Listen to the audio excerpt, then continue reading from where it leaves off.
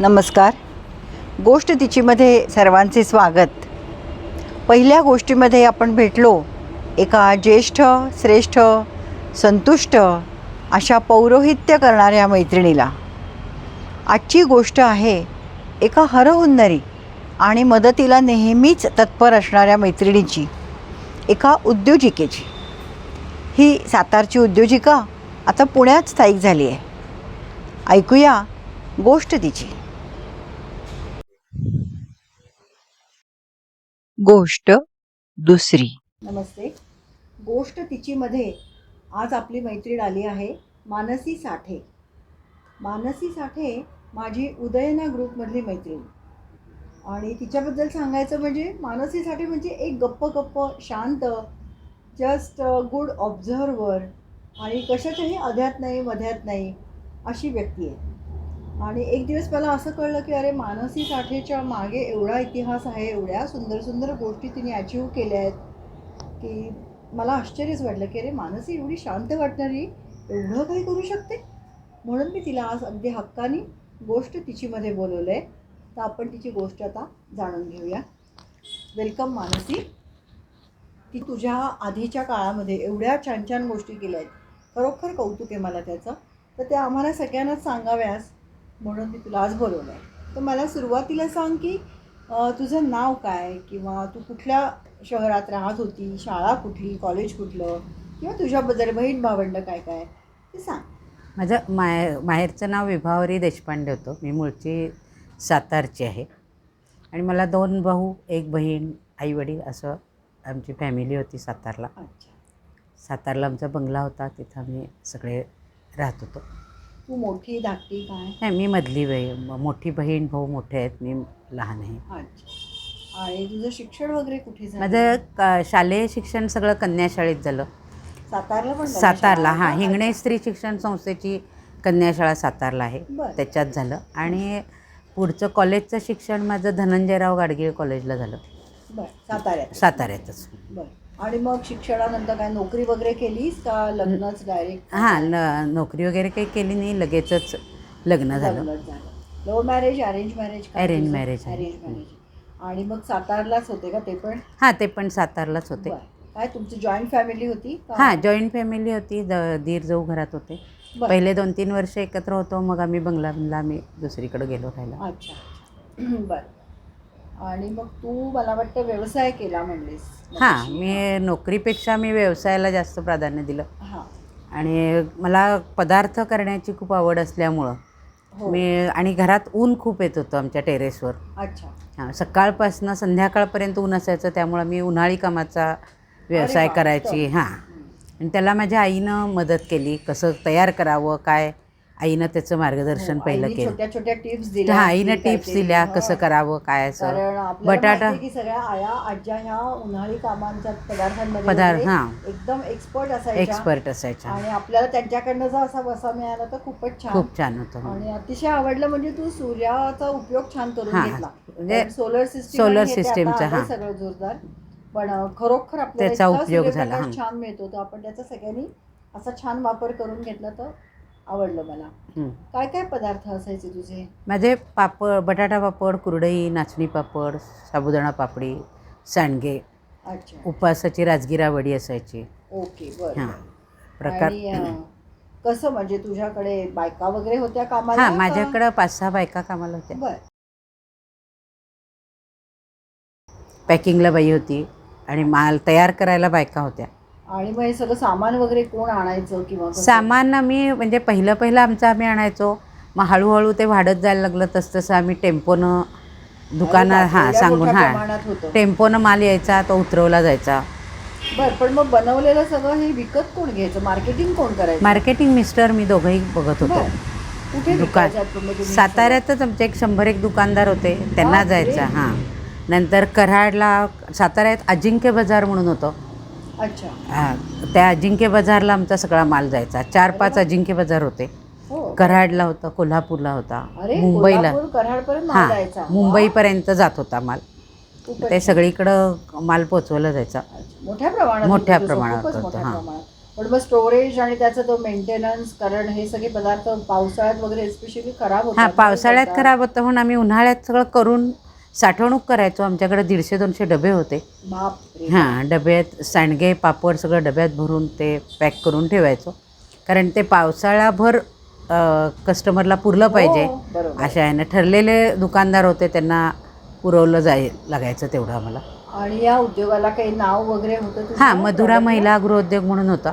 मधुरा महिला महिला तुझ्या गृहोद्योग. मुलीचं नाव आहे मला मुलीचं मधुरा, नाव आहे, अरे वा. हां. छान. त्यामुळं मग 4 बायकांना रोजगार देऊन ते आमचं काम चाललेलं होतं. बरोबर. पण मग तुम्ही लायसन्स वगैरे सगळं हां, लायसन घेतलं आमची असणार. सगळी लायसन वगैरे हो, कारण व्यवस्थित एवढ्या होती. मोठ्या प्रमाणात करायचं म्हणजे हां, लायसन्स मग तर ते पाहिजे. वजन काटा वगैरे व्यवस्थित ते हो, दरवर्षी चेकिंग वगैरे सगळं असायचं. बर. मग ते सगळं व्यवस्थित आणि हे सगळं माझे मिस्टर बघायचे. अच्छा. ही जी सगळी कामं होती बरोबर, ते सगळं ते हां. बघायचे. मग नाही, चांगलं आहे. एवढा घरनं सपोर्ट असेल तर सपोर्ट मग होता. ते बँकेची नोकरी करून उरलेल्या वेळात मला या सगळ्या गोष्टींना मदत करायची. खूपच छान. दोघांनी दोघांनी हे मिळून केलं आम्ही तुम्ही, हे हां. सगळं केलं आणि मुलींचं शिक्षण होतं ते बघत बघत हो, व्यवसाय मुली लहान करतात. असणार तेव्हा. हां, मुली लहान होत्या. कारण आजारपणं, लहान मुलं हां, म्हणजे आणि शिक्षण. शाळेत सोडणं हो. आणणं सगळं करत परीक्षा करत ते असतात, जमायचं. हे हां, असतात. हो ना, खरं आहे, खरं आहे. मुलींना बघतच व्यवसाय करायचा होता, त्यामुळे मी तो घरातनं आपलं करत राहिले. आणि मग हे सगळे हिशोब वगैरे कोण बघायचं? कारण आता एवढ्या दुकानदारांचा हिशोब ठेवायचा. नाही, मिस्टर बँकेत असल्यामुळं ते सगळं पैशाचं बघायचे. सगळं ते पैशाचा बघत व्यवहार होते. सगळे ते बघत कारण होते. या बायकांना पण पगार बायकांना वगैरे. पगार होते, आठवड्यातनं एकदा पगार व्हायचा, दर अच्छा, शनिवारी आठवडी असायची. आठवडी पगार बरं, असायचा बरं. त्यांचा. कारण त्यांची पण ती खाडी हे ते सगळं हो, बघायला सगळं लागतं बघायला वाटतं लागायचं. पण. आणि मग कसं काय करायचीस तू? म्हणजे माल तयार करायच्या आधीची जी प्रोसेस असते ती सगळी तूच करायची का? हां, मीच करायची. बरं. कारण सगळं आलं ना, पिठं करून पिठं ठेवणं. भिजवणं करणं. हो. आमच्यात पिठाची गिरणी होती, त्यामुळे घरातच पिठं अच्छा. दळली जायची सगळी. आणि चव मेंटेन करायला चव लागणार. मेंटेन एवढे करायला वर्ष लागते. करतेस हां, म्हणजे तुझी टेस्ट नक्कीच. टेस्ट होती. त्या मानसी स्वतः सुगरण आहे याचा अनुभव आम्ही पण खूप वेळा घेतलाय. तिच्या घरी आम्ही जेवायला गेलो होतो, तर अक्षरशः चटणीपासून गोडापर्यंत सर्व डिशेस तिच्या तयार होत्या, छान लावून ठेवल्या होत्या. आम्ही जवळजवळ 20-25 जणी होतो उदयनाच्या. आणि बुफे तर हल्ली आपण सगळे लावतोच असं काय असलं की. पण विशेष म्हणजे त्यातले सगळे पदार्थ तिने केले होते. आणि मी तर चाट पडले की अरे 20-25 जणांचं एवढं साग्र संगीत एकटीने कसं काय बाबा केलं. म्हणजे खरोखर ती सुगरण आहे. तिच्या तिळाच्या वड्या आम्हाला दरवर्षी ती देत असते हळदी कुंकवामध्ये. अतिशय सुंदर असतात त्या, म्हणजे खरंच वाखाणण्यासारख्या असतात. त्यामुळे तुझं हे आम्हाला तर माहितीच आहे. तर मला सांग एक की समजा तू ह्याच्याकडे नसती वळली खाण्याच्या उन्हाळी पदार्थांकडे, तर तू काय केलं असतंस? काय काय आवडलं असं तुला करायला? माझी शिवणकला होती, त्यात मी शिवणकलेतच पुढं गेले असते. अच्छा, तर तू शिवण वगैरे पण शिकलीस शिवण, म्हणजे हां. पहिल्यापासूनच. बरं. पण मग ड्रेसेस वगैरे पण ड्रेसेस शिवायचीस? मी अगदी 16व्या वर्षाची असल्यापासून मी माझा ड्रेस मी शिवून घालते. अरे बापरे. हां. बर. ते आज पण तागायत नाही. शिकली कुठे का आईनीकडनं नाही, वगैरे? माझ्या बहिणीकडनं शिकले अच्छा, ते. अच्छा, बरं. त्यामुळं ते तेव्हापासून करते. मग चांगलं आहे. म्हणजे टेलरकडे जायच्या फेऱ्या नाही. नाही, कारण नाही. आम्हाला आणि खूप फेऱ्या मारायला लागतात. माझं शिवण बघून माझ्या मुलीला ते आवडलं आणि ती फॅशन डिझायनिंगला गेली. ओ, हां, अच्छा. आणि बरं, मग बरं. ती पुण्यात तिनं फॅशन डिझायनिंगचं सुरू बरं, केलं. बरं, मग बरं. आणि दुसरी मुलगी काय करते? दुसरी मुलगी इंजिनियर झाली आहे. अच्छा. ती IT कंपनीत आहे. बरं. मग मोठ्या मुलीचं काय तुझ्या हे आहे बुटीक वगैरे? हां, वगैरे तिचं आहे? तिला मग आम्ही पुण्यात मुलींच्यासाठी मी सगळं बंद करून आले, तेव्हा तिला आम्ही घरातनं सुरू केला व्यवसाय. अच्छा. आणि त्याला बरं. कसा रिस्पॉन्स मिळतोय बघत बघत मग आम्ही शॉप काढलं. अरे वा, छान. शॉप चांगलं चाललं शॉप मग चांगलं तिचं? चाललं. त्याच्यात त्या मुलीनं आमच्या फॅशन डिझायनिंगचे क्लासेसही खूप घेतले. अच्छा. बरं. हां, असं सगळंच तिनं. पण सातारा सोडताना तुला खूप वाईट वाटलं असेल हां, किंवा सातारा जड गेलं सोडताना वाईट वाटलं, कारण आपण पुढं जाऊन कसं होईल आपलं पुण्यात असेल. हो. ते काही कल्पना नव्हती आधी, त्यामुळे खरंय. ते खूप वाईट वाटलं. नाही, आणि एवढा चालणारा व्यवसाय सोडून बंद आपण करा. बंद करून. पण मग तू मुलींसाठी म्हणून आली मुलींच्यासाठी, शिक्षणासाठी. मुलींचं शिक्षण फार महत्त्वाचं होतं बरोबर. आणि योग्य वेळी मुलींना मदत करणं हे माझं पहिलं काम होतं. हो, अगदी खरं. कारण व्यवसाय ही माझी काही गरज नव्हती, एक छंद म्हणून होता. बरोबर. त्यामुळे मी तो बंद केला आणि मुलींसाठी पुण्यात शिफ्ट झाले. आणि मग बुटीकमध्ये पण तू स्वतः हां, शिवते, काम बुटीकमध्ये करते पण का? मी सगळं मुलीबरोबर सगळं काम करत होते. बरं. अच्छा. सगळं दुकान तिचं बघत होते पण रोजचं. मग आता तुमचं ते पण बंद झालं? हां, बंद झालं. मुलगी बेंगलोरला गेली. अच्छा. ते शिफ्ट झाले आणि मग बेंगलोरला. आता तू सध्या साड्यांचं काय हां, काय शिवत साड्यांचं असतेस? वगैरे करते मी. साड्यांपासून ती बरेच प्रकार शिवते. म्हणजे साडी होल्डर्स शिवते, ब्लाऊज होल्डर्स शिवते, जेंट्ससाठी शर्ट होल्डर्स शिवते, मेकअप किट्सचे बॉक्सेस शिवते. भरपूरच वस्तू तिच्याकडे आहेत आणि मला माहिती आहे की तिच्या स्टिचिंग पण इतकं प्रोफेशनल आहे ना. तिची जी मारलेली टीप असते किंवा कटिंग्स असतात एकदम सुपिरियर क्वालिटीची असतात. कधी योग आला तर तुम्हाला नक्कीच बघायला आणि घ्यायला आवडेल तिच्याकडनं. ते कसं काय चाललंय तुझं साड्यांचं? चालू आहे ते आता माझं रोजचं थोडा वेळच काम करते, हां. पण ते व्यवस्थित आपलं थोडकं, कारण आपल्याला कसं आता टाईमपास करण्यापुरतं शिवायचं आहे. हो. त्यामुळे तू तेवढं मास्क वगैरे पण सुरुवातीला आता करोनामध्ये शिवले हां, मी होतेस. कोरोनामध्ये मास्क खूप शिवले. पहिले कोरोना लॉकडाऊन झालं तेव्हा मास्क मिळत नव्हते, म्हणून मी मास्क भरपूर शिवले आणि कामगार वर्ग, सोसायटीतले लोक अशांना मास्क वाटप केलं. अच्छा, वाटपच हां, केलं. वाटपच केलं बरं, आणि मग बरं. नंतर सगळे म्हणले आम्हाला काहीतरी पैसे घ्या. हो. आणि मग थोडे पैसे मी घेतले सगळ्यांच्याकडनं, पण ते सगळे पैसे मी मानव्य संस्थेला त्यांचं किराणा सामान भरायला अरे देऊन वा. टाकले. नाही, हा तर विचार खूपच घेण्यासारखा आहे हां. आपण, की तिने जे काय कमाई केली करोनाच्या ह्याच्यात ती सगळी तिने त्या मानव्य नावाच्या एका संस्थेला देऊन टाकले. किराणा माल भरून त्यांचं छानच काम केलंस तू अगदी. आणि मला सांग, तुमच्या सातारच्या घरी बाग बगीचा वगैरे होता असं काहीतरी मगाशी बोलण्यात आलं. हो, बागबगीचा हां. खूप मोठा होता. आमचा बंगला 2 मजली बंगला होता आणि मागच्या टप्प्यात सगळी बाग होती. मला बागेची खूप आवड आहे पहिल्यापासून, झाडांची आवड. बरोबर. मग बागेत मी सगळी भाज्या काढायचे, सगळं फळं सगळं काढायचे. बरोबर. वांगं कधीही विकत आणलं नाही, वांगं बागेतच आमच्या अरे बापरे, असायचं. बरं, छान. सगळं लावायचे. फुलं खूप होती. ती जास्वंदीची 12-13 जास्वंदी होत्या माझ्याकडं. मग मी ती सगळी फुलं रोजच्या रोज मी काढायचे आणि 10-12 लोकांना रोजची फुलं वाटप करायचे. अच्छा अच्छा. म्हणजे तुमच्या घरी पूजा वगैरे सगळं तुझ्याकडेच असेल? नाही, सगळं मिस्टर करतात मिस्टर माझे. करतात. मग त्यामुळे बागेचा फुलांचा उपयोग लोकांना व्हावा म्हणून ते मी आपलं करत होते. हो, बरोबर आहे. ते एक आपली देवाची सेवा असं म्हणून ते हो.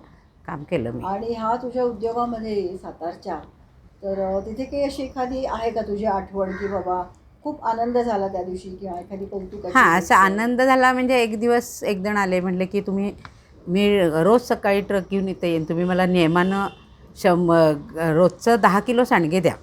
अरे बापरे. पण म्हटलं रोजचं 10 किलो म्हणजे 100 पुढे रोजचं भरणं आलं, हो. करणं आलं, ते शक्य नाही म्हणलं मला. बरोबर. कारण हा मी व्यवसाय गरज म्हणून नाही करत, बरोबर. एक माझा छंद म्हणून करत असल्यानं मी तेवढ्याच प्रमाणात करणार. बरोबर. कारण ते जास्त प्रमाणात केलं की घराकडं दुर्लक्ष होत होतं हो, खरी गोष्ट. आणि मग मुलींच्या अभ्यासाकडं दुर्लक्ष नको म्हणून मी थोड्या प्रमाणातच ते करत गेले. हां, नाही बरोबर आहे, पण एवढी मोठी तुला आली आली रिक्वायरमेंट, होती, हे खूप हां. मोठी आनंदाची गोष्ट आहे. आणि राजगिरावडीला खूप मागणी होती माझ्या. बरं. हां, अच्छा. म्हणजे लोक म्हणायची तुमची राजगिरावडी उत्तम आहे.